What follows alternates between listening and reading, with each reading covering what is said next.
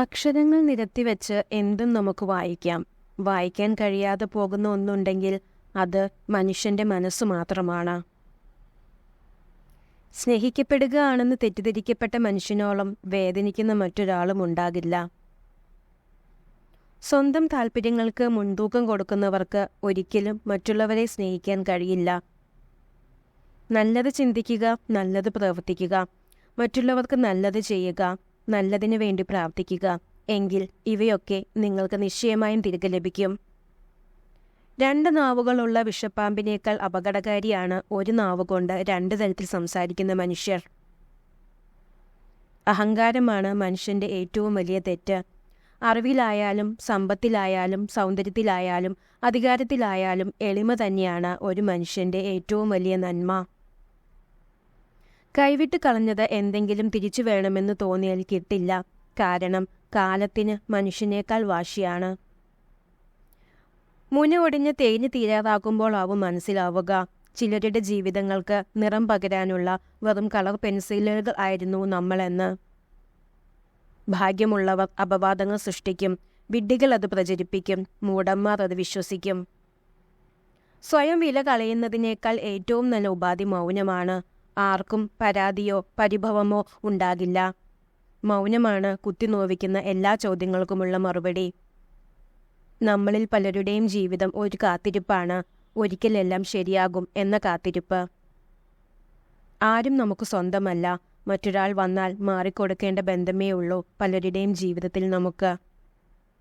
ഒന്നുകിൽ പട്ടം പോലെ ഉയർന്നു പറക്കുക, അല്ലെങ്കിൽ തുലാസ് പോലെ താഴ്ന്നു കൊടുക്കുക. രണ്ടും ജീവിതത്തിന് മൂല്യം നൽകും. ജനിക്കുന്നത് നമ്മുടെ തീരുമാനത്തിനനുസരിച്ചല്ല, എന്നാൽ അതിനിടയിലുള്ള ജീവിതം നമ്മുടെ തീരുമാനങ്ങൾ മാത്രമാണ്. അതുകൊണ്ട് നല്ല തീരുമാനങ്ങൾ എടുക്കുക. ആളുകൾ നിങ്ങളെ നിസ്സാരമായി കാണുന്നതിന് ഒരേ ഒരു കാരണമേ ഉള്ളൂ. അവർ എങ്ങനെ പെരുമാറിയാലും നിങ്ങൾ അവരുടെ കൂടെ കാണുമെന്ന തോന്നലിലാണത്. അഹങ്കാരമാണ് മനുഷ്യന്റെ ഏറ്റവും വലിയ തെറ്റ്. ചിലർ നമ്മളോട് സ്നേഹം കാണിക്കുന്നത് അവരുടെ ചില ആഗ്രഹങ്ങൾ സാധിക്കാനായിരിക്കും. അത് കഴിയുമ്പോൾ അവർ നമ്മൾക്ക് ആരുമല്ലാതെയാകും. ചതിയാണോ നുണയാണോ കൂടുതൽ അപകടമെന്ന് ചോദിച്ചാൽ നുണയാണ് അപകടകാരി. ചതിക്കുമ്പോൾ നമ്മൾ ഒരു തവണയെ വേദനിക്കുന്നു, എന്നാൽ ഓരോ നുണകളും ജീവിതകാലം മുഴുവൻ നമ്മെ വേദനിപ്പിച്ചുകൊണ്ടിരിക്കും. ചതിക്കുന്ന സ്ത്രീകളെ 2 കാര്യങ്ങളിലൂടെ തിരിച്ചറിയാൻ കഴിയും. നിങ്ങൾക്ക് വളരെ നിസ്സാരമായി തോന്നുന്ന കാര്യങ്ങൾ അവർക്കറിയും. നിങ്ങൾക്ക് വളരെ നിസ്സാര പരുക്കു പറ്റിയാൽ വിശ്വസിക്കാനാവാത്ത വിധം ആശങ്ക പ്രകടിപ്പിക്കും. നിങ്ങൾക്ക് ഏറ്റവും ഇഷ്ടമുള്ളവരെ അവരുടെ തെറ്റുകൾക്കിടയിലും നിങ്ങൾ സ്നേഹിക്കുന്നത് പോലെ നിരുപാധികമായി സ്വയം സ്നേഹിക്കുക. ഉറപ്പുള്ളതിനെ ഒഴിവാക്കി ഉറപ്പില്ലാത്തതിൻ്റെ പിറകെ പോകുന്നവർക്ക് നിശ്ചയമായും നഷ്ടം മാത്രമേ സംഭവിക്കൂ. ജീവിതത്തിൽ തളരുമ്പോൾ നമുക്ക് വേണ്ടത് ഉപദേശങ്ങളല്ല, നമ്മളെ കാണാനുള്ള കണ്ണുകളും കേൾക്കാനുള്ള കാതുകളും മനസ്സിലാക്കാനുള്ള ഹൃദയവുമാണ്. നമ്മുടെ കൂടെ ചിരിച്ചവരും കരഞ്ഞവരും അവസാനം വരെ കൂടെ കാണണമെന്നില്ല.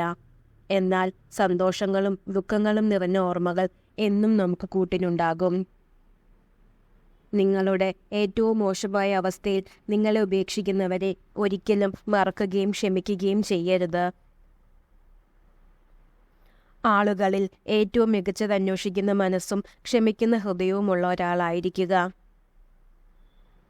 എനിക്കെല്ലാം അറിയാമെന്ന ചിന്ത വന്നു തുടങ്ങിയാൽ അവിടെ തുടങ്ങും നമ്മുടെ പരാജയം.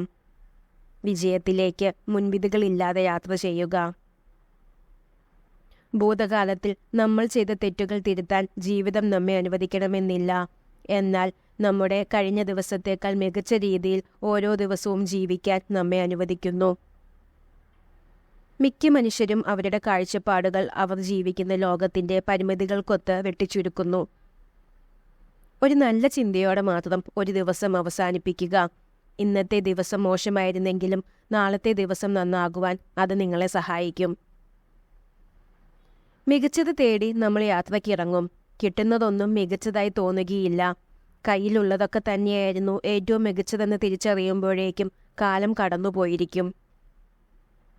മരണം കൊണ്ടുപോകാത്തതായി ഒന്നേയുള്ളൂ ഈ ഭൂമിയിൽ.